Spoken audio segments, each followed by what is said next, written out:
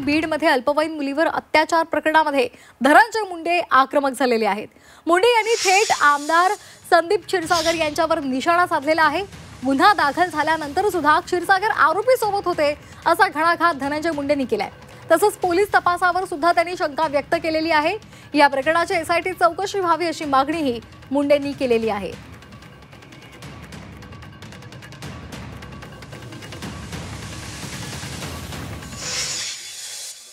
रात्री गुन्हा नोंद झाला।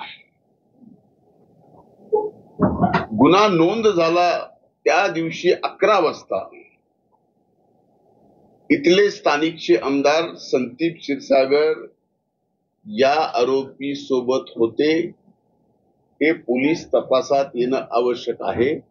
ते का होते, काय असं कारण आहे, काय त्यांचे कनेक्शन आहे, फायनान्शियल आहेत, नॉन फायनान्शियल आहेत, क्लासमेट आहेत, काय आहेत नेमके। त्या प्रकरणामध्ये नेमका त्यांना न्याय कुणाला द्यायचा होता का कुणाचं फक्त मंत्रीपद काढायचं होतं, हा प्रश्न तुम्ही त्यांना विचारा। आज त्यापैकी एकही माणूस, एकही नेता एवढी मोठी घटना बीड जिल्ह्यामध्ये झालेली असताना ब्रश शब्दानं बोलत नाही, लाज नाही वाटत। अरे आमचं तर तुम्ही सगळं काय काढायचं ते सगळं काढलं ना, आम्ही गप्पा राहिलो। नुसते आरोपी 2 पकडून विषय होत नसतो। 1 वर्षापासून तिचा लैंगिक अत्याचार चालू आहे, याचा अर्थ हा या 2 व्यक्तीला आणि त्या मुलीलाच तो माहिती असा होत नसतो। 1 वर्ष जो ते 1 वर्ष कुणाला माहित होतं, त्या 1 वर्षात आणखी कुणावर लैंगिक अत्याचार झाले,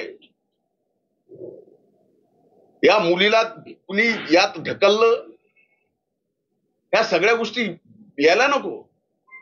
त्याच्याकडे पोलीस प्रशासन कुठं पाहत आहे।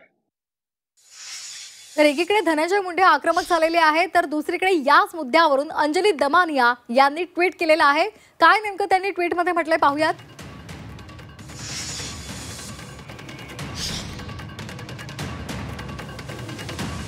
बीड जिल्ह्यात झालेल्या अत्याचारावर अतिशय धक्कादायक माहिती पुढे येत आहे।